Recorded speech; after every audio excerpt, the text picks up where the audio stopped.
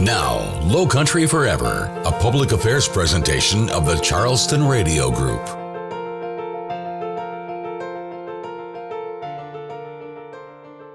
Good morning and welcome to Lowcountry Forever. I'm Brian Cleary, and this morning we're talking with Beverly Hutchinson. Beverly is the Director of Development and Marketing at the Dee Norton Child Advocacy Center. Beverly, how would you describe what happens at and with your organization? The Dee Norton Child Advocacy Center is a place for children and families to come when there's a concern about abuse. We've been in our community for almost 30 years now, providing direct services to children and their families, as well as working with our community to coordinate services for those children and families. The idea behind Dee Norton is really pretty simple. A one-stop shop, one place a family can come who has experienced the trauma of child abuse and have access to everything our community has to offer. And what kind of area does your organization serve? We see children from Charleston and Berkeley counties. We provide forensic interviews, medical exams, mental health assessments, treatment, as well as case management for about 1,200 to 1,400 children a year. That's a big number. It will be less in 2020 because of the situation we find ourselves in. So Beverly, as an individual, tell me something that I can do to help. One of the things that each of us can do in preventing abuse and protecting children is to trust our gut, particularly parents. You know your children better than anybody. So trust what you hear, what you see. Your job is to take care of your child. You're the only parent they have. Be strong, be courageous, be that advocate that your child needs. Be willing to ask maybe a socially awkward question if you're worried about your child's safety. It really is about trusting your gut and knowing that children depend on us.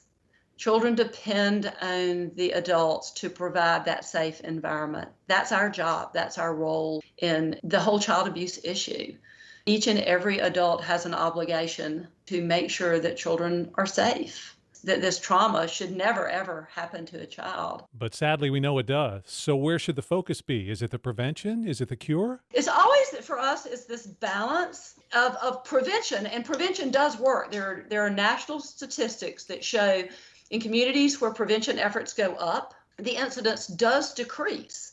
Perpetrators are going to look for easy targets. If there's a community that as a community says, we're not going to allow this to happen in our community, that does create a safer place. We want to make sure every adult has that opportunity to have the tools to prevent, but we also know that prevention can fail. A lot of times I use the analogy of when you teach your kid to ride a bike, right? You put training wheels on, you put on a helmet, teach them that, then you take the training wheels off, you run beside them, you teach them all the rules of the road, and then they go off, right? So you've done everything you can do to prevent your child from getting hurt. But you and I both know what's going to happen. They're going to fall off that bicycle. They're going to put their hand down. They're going to break their wrist. Yep. Does that make you a bad parent? No. Stuff happens. Things happen. Life happens. But in that instance, you also know what to do, right? Sure. You know you're going to go to the doctor. You're going to get a cast. The bone's going to heal. Dee Norton does that same thing. You come to Dee Norton. We're going to address the problem. We're going to get you on a path to healing. Well, let's jump into what you have going on right now. Dee Norton's got an online pledge campaign. What is it? What's it all about? It is part of our efforts to engage our community and understanding that it really is the adult's responsibility to take care of children. The idea of see something, say something. So during the month of October, we have an online and social digital campaign where we have some statements. We call them our manifesto. You made a difference. It took courage, but you knew what to do. Offering our community the opportunity to join with us in our efforts to prevent child abuse across our community. And we're doing that by asking folks to go online to deenortonpledge.org to sign the pledge, read the pledge that's there, add your name to others in our community so that together we can really make a show that this is a place that believes children deserve a safe, healthy place to grow up. And it would seem almost that this would be kind of a common sense thing, but can you talk a little bit about, there honestly is a little bit of courage involved sometimes for someone to stand up and make the pledge? I really look at it. I've worked with Dee Norton for years, but I do like to take a sort of everyday approach to looking at just that question, Brian. If I saw something, what would I do with that information? If I heard something, who would I call? Would I have the courage to make that call? And would I know who to call? We also look at teenagers. Teens are much more likely to tell a friend, another teen, about something that's happened to them. Well, what does that teen do with that knowledge? Their friend has now told them the deepest, darkest secret, right? And told them not to tell. And yet their friend is in danger. That takes courage for that teen to tell their mom, hey, my friend told me this happened. And then courage for that mom or dad to say, okay, then we have to tell the appropriate authorities. That's where the courage comes in. When we talk about people being mandated reporters, that is those folks in our state who are required by law to tell, they have to report suspected abuse. I would challenge our community to act as if we each and every one of us is a mandated reporter. If you see something that in your gut seems wrong, then it's our obligation to protect children. It seems like it's almost that ABC TV show where you see, what would you do? And the situations are there and different people react in different ways. So I guess that goes through to the courage. And it's really interesting you point out the teen issue. And I would think that a lot of the reporting ends up coming from teens because their friends are sharing. You know, and it comes from everyday people like you and me. It does take courage, I think. You know, I think about our teachers. They are a really valuable resource for seeing eyes on kids. When they're in the classroom, they're with these children all day long. They see things and they're required to make reports when they suspect abuse. That in a normal situation is a challenge for a teacher. You know that by making a report, things are going to start happening. It is even a greater challenge today with what teachers are dealing with. Kids in the classroom, kids learning remotely. How do they still make sure they do their part in keeping their children safe? We're talking with Beverly Hutchinson. She is the Director of Development and Marketing with the Dee Norton Child Advocacy Center here on Lowcountry Forever with the Charleston Radio Group. Now, Beverly, you mentioned that obviously it's a different time for teachers. It's a different time for all of us because of the COVID-19 panic. How has the COVID-19 affected what we've seen reported in terms of child abuse? Like most of the world, our world sort of began to shut down in mid-March when school let out, when the kids went home to do remote learning. Since that point, we have not seen as many reports coming in. The majority of the children that come to the center come through referrals from social services and law enforcement, and those referrals have dropped off. Now, we continue to see children. We continue to do forensic interviews. We worked with those same agencies along with the solicitor's office to come up with a triage protocol so that we can make sure that those children who are in the greatest physical risk get the services as quickly as we can deliver them. But we have seen a decline overall in the referrals since everybody kind of went home. A lot of the media reports and a lot of what we've heard of COVID-19 is that one of the things with the lockdown and kids not getting out and stuff, there's some more domestic problems, and there was a fear that child abuse would actually go up. Does that mean that perhaps hasn't been happening here in the Lowcountry? I think we don't know yet. Okay. What we know is that this is a stressful situation. What we know is that as stress increases, it is more likely that children could be in harm's way.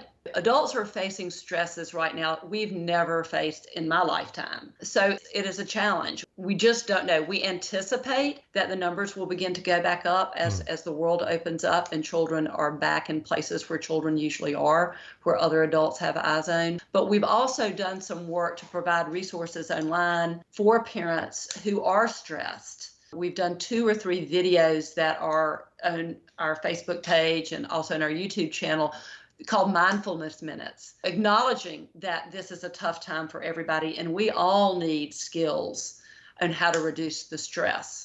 We're talking with Beverly Hutchinson. Beverly, the Director of Development and Marketing at the Dee Norton Child Advocacy Center. So the online pledge is going on now for the rest of the month. How has your response been in terms of the community? It is slowly building, which I'm thrilled to be talking with y'all today to get the word out there. When we planned this campaign, it was originally planned for April as part of National Child Abuse Prevention Month. When we got to April, of course, we recognized that it wouldn't be appropriate. People were worrying about a lot of other things rather than hearing this message right now. So we decided, we'll move it to October when everything is back to normal. We felt like that this was enough time and that it was such an important message. And particularly now when families are stressed, we can help prevent abuse if we all learn more about risk factors, improve our communication skills with our children, if we as a community just decide we're going to do a better job. And that's really what this online campaign is about. It is a promise to do better. So I go online and pledge.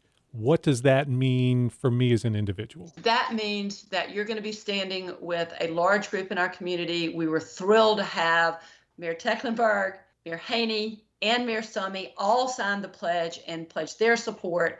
You're going to be standing with your community to protect children. You will also, in an email, receive some valuable resources. You'll receive a link that's going to give you some really practical tips on how you, as an individual, can begin to prevent child abuse. Beverly, it sounds like a lot of what we've been talking about is the fact that education and information can really go a long way in helping deal with this problem. Education is a key. Adults raising their awareness about possible risk factors, about good questions to ask when they're putting their child with anybody outside the home. And to be honest, sometimes those questions can feel awkward. Dropping off your child at a friend's house to spend the night, it's okay to say, so what do y'all have planned for the evening? Are y'all going to be home? Making sure that the friend's family has the same boundaries that you have, the same rules. Sometimes I find that education is also empowerment, that if we learn that here are some questions that we should all be asking when we put our children in the care of somebody other than, family, there are good questions to ask, and it's okay to ask them. Knowing that, I think, is empowering. So if there are people who are listening this morning, they're going to go online and take the pledge. Are there other things that an individual or a group could do? I would encourage anyone who signs the pledge to read and learn more. There's some great resources on our website. We offer trainings to parent groups, to schools. That's just a phone call to the center to say, hey, I've got a group, we'd like to learn more. We have always had the mission to prevent abuse, protect children, and heal families. More than ever today, we recognize that preventing abuse is the first part of that promise, right? That's the first part of the mission. So we want families, adults, parents, church groups to know that we're here as a resource. We want to provide all of the tools that adults need to do their very best to keep children safe. So I think when we create a community that's safe, it helps to prevent abuse, but that safety provides a place for children who might be abused to be able to tell. So what we need to do is get the community's help, and between now and October 31st, the end of the month, Yep. Folks need to go online and take the pledge. Run through that web address and one more time how people can make a difference by making that pledge. So the pledge is at deenortonpledge.org. You enter your name. You have the option to enter your email if you'd like to have some additional resources sent your way. I would also ask everybody to go follow us on Facebook and Instagram. We are posting some really valuable resources right now for adults. Those mindfulness minutes that I talked about how to de-stress, those are available on our social media channels. So Beverly, this really is an instance where one person, one individual can truly make the difference in the life of a child. If you're that one child who is in harm's way, all it takes is one adult to step up and say something to protect that child. Yes, one person makes a huge difference. But I would like to end with one other thing. If prevention fails, and abuse does occur, one message that we believe wholeheartedly at Dee Norton is child abuse does not define a child, doesn't define who they are or who they will be. There are wonderful resources here in our community for child victims and their families if adults are willing to step up and do what they need to for kids. So, one, sign the pledge, prevent abuse, but understand if prevention should fail, there are resources, and your child, should they become victimized, can heal from that trauma. She is Beverly Hutchinson, the Director of Development and Marketing at the Dee Norton Child Advocacy Center. You can find them online at D, spelled out D-E-E, DeeNortonCenter.org. Their offices are located on King Street in Charleston. Their phone number, 843 723-3600. Go online, take the pledge, and help make a difference for the children in our community with the Dee Norton Child Advocacy Center on Lowcountry Forever. The Charleston Radio Group is the Lowcountry. Every week, we highlight local organizations and events that are helping to make a difference here where we live. If you have a group, event, or an idea to feature on Lowcountry Forever, let us know. Visit lowcountryforever.com and click on our podcast link for contact information. Now, Lowcountry Forever continues.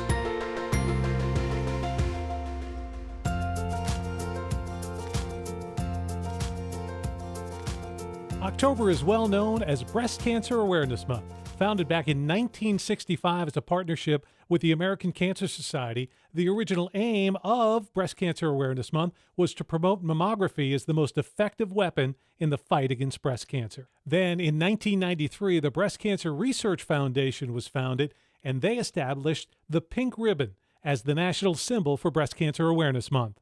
But we all know that Breast Cancer Awareness Month is more than just wearing pink. And we're helping out the American Cancer Society this year. Kyle Jamison with the North Charleston Police Department is joining us on the show. And Kyle, more than a police officer, you are also a cancer survivor. In 2008, as I was entering my law enforcement career, as well as my military career, I was actually diagnosed with testicular cancer and took some time to deal with that, getting through some radiation and surgery and things like that.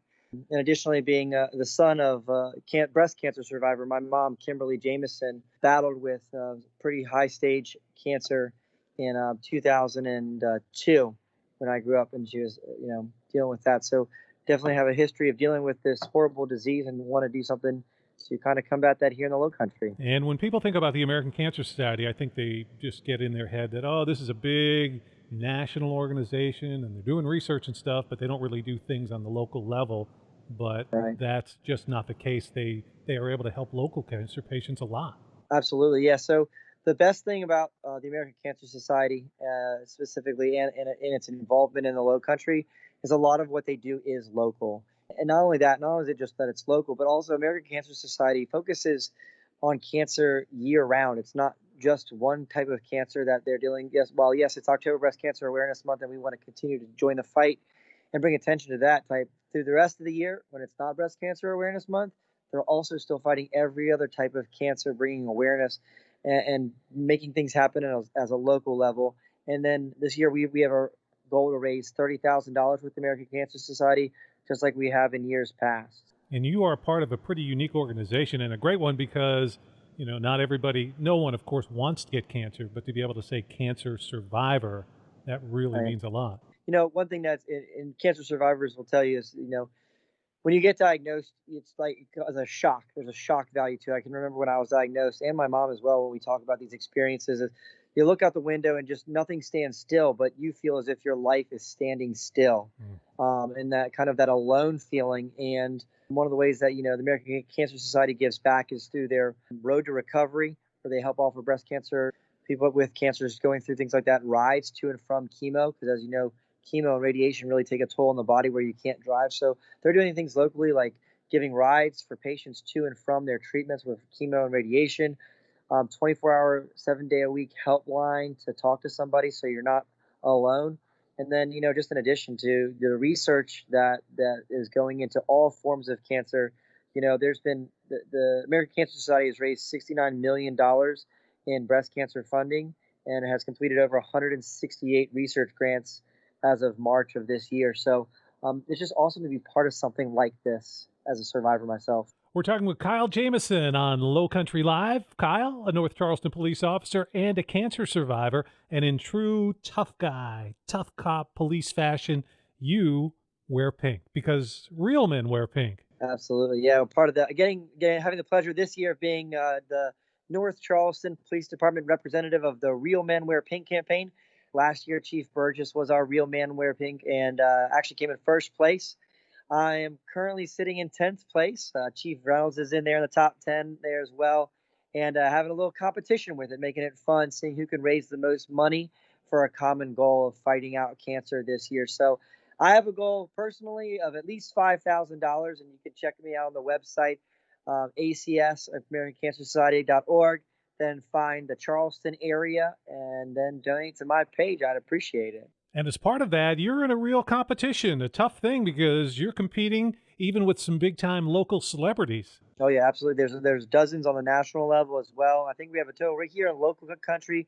I think we're about 15 participants for the Real Men Wear Pink Challenge. So I'm getting out there when I can with our North Charleston Pink Hope car and our North Charleston Joy Black Tahoe with pink writing, and hopefully getting a lot of attention to people getting out there getting checked, in addition to raising some money for this awesome foundation. And it really says a lot about the North Charleston Police Department. I know the fire department as well. You guys have the pink vehicles. You're out there. It's not just talk. You're walking the walk, and you guys are out doing what you can to help win the fight. Yeah, absolutely. Part of it is awareness, and then part of it is trying our best to get people to donate and to be part of that fight, whether it's just reminding our population, hey, listen, we're here with you.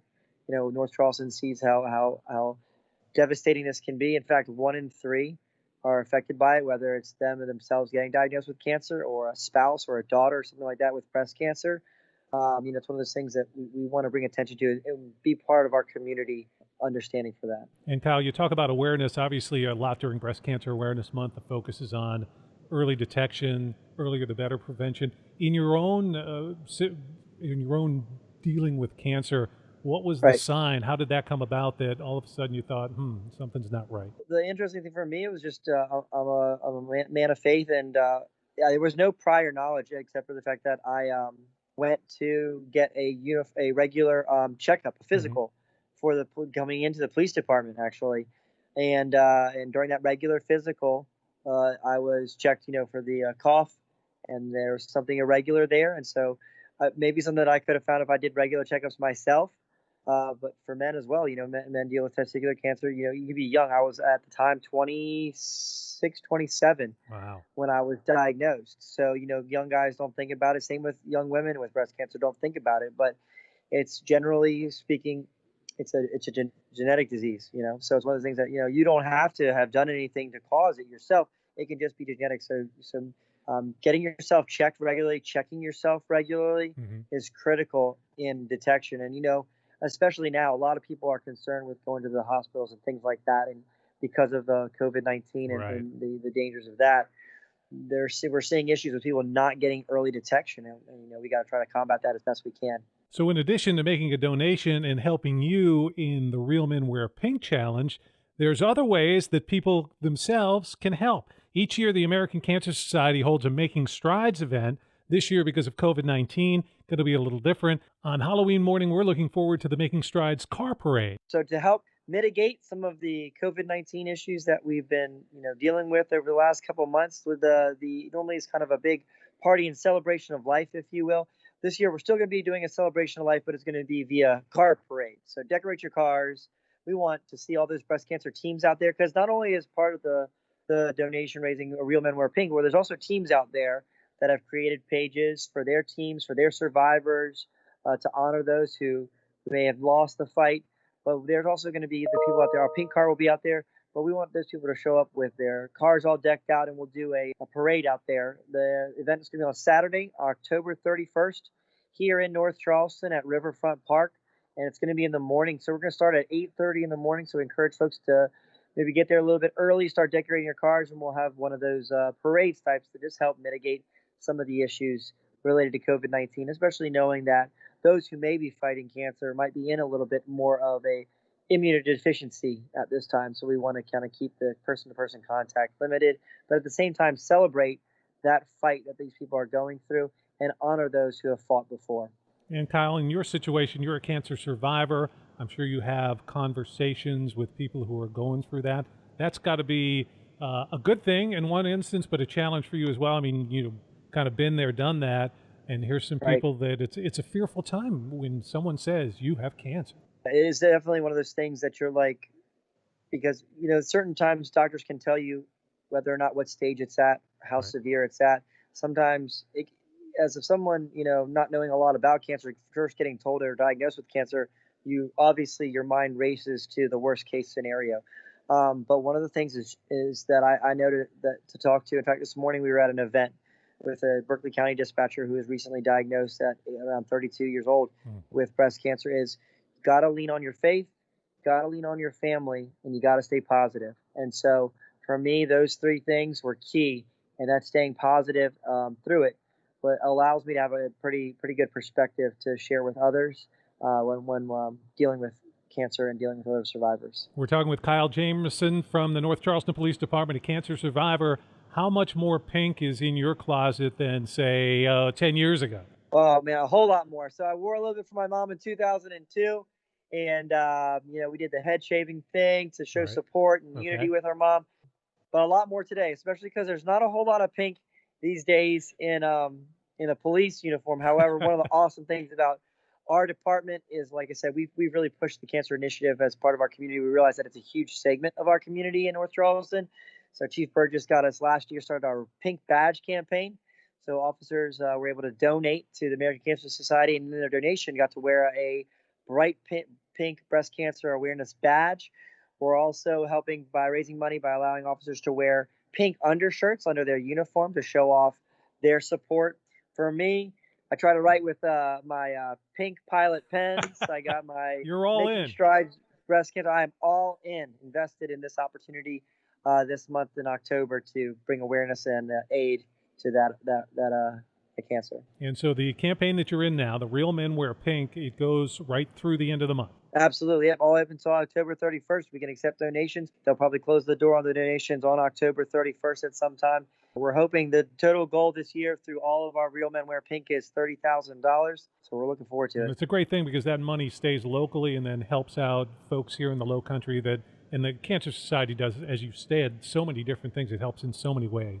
Through their awareness by everyone wearing pink through October to promoting early detection and support services, in addition to the research that they provide every year, is definitely where the money goes and stays here locally. And that's so important. Everyone thinks that the American Cancer Society is such a national organization, which it is, but it helps so much on the local level, and know that these funds that we're raising as part of Breast Cancer Awareness Month are staying local. They're going for research. They're going to help people dealing with cancer and going to awareness. Awareness is part of it, and then the encouragement, follow through, the Road to Recovery program and things like that is something that we use to keep people getting the treatments that they need and to get well and to get early detection. Now, will folks be able to come out and see you? Will you be able to be out there on Halloween morning at the Making Strides Car Parade? Absolutely. I'll be out there. My partner in crime, if you will, Pi Etmanon, he also helps out with the cancer program. We will be front and rear of the parade out there, saying hello, seeing everyone's bright, shining faces, and just being an awesome event for encouraging everybody. And what we want to make sure that people do is to help you out in your Real Men Wear Pink campaign. So One more time, if you give it's easy to donate online. Where do folks need to go? AmericanCancerSociety.org is the website. Look up Real Men Wear Pink, and then it'll ask you a location. You want to go to the Charleston chapter, and I am MPO Kyle Jamison. You'll see a picture of me standing in front of my black Tahoe. You can go there and make any level of donation, and every penny helps, and every penny goes back to our cancer research locally and our cancer awareness programs. And as wonderful it was that Chief Burris won last year, That's we right. don't want him to have bragging rights over you this year, so it's important that we move you up from 10th spot and get you to the top. Yeah, get me in that top spot there. I have big shoes to fill. Our chief is an amazing chief who's really helped push this initiative. So I don't mind coming in second place to chief, but it can't be by too far. So help me out as best you can and help us with the Lowcountry and cancer awareness. Wow, $30,000. That's a big, big number, but I know we can get there with the support of folks in North Charleston and across the Lowcountry. And speaking of North Charleston, a shout out as well to the police department, the officers, management, everybody there, because the North Charleston Police Department really does go above and beyond in the way they support breast cancer awareness. Thank you. We appreciate it. It's an awesome opportunity to partner with. We've really found a winner with the American Cancer Society, and that's something that we're probably going to be with for many, many years to come. So we're just as appreciative to be able to participate as an agency in something like this. Kyle Jamison from the North Charleston Police Department, cancer survivor, and our guest on Lowcountry Forever. If you'd like more information on the American Cancer Society Making Strides event, you can go to their website or just go to this Charleston Radio Group website and click on the events link. That information is there for you.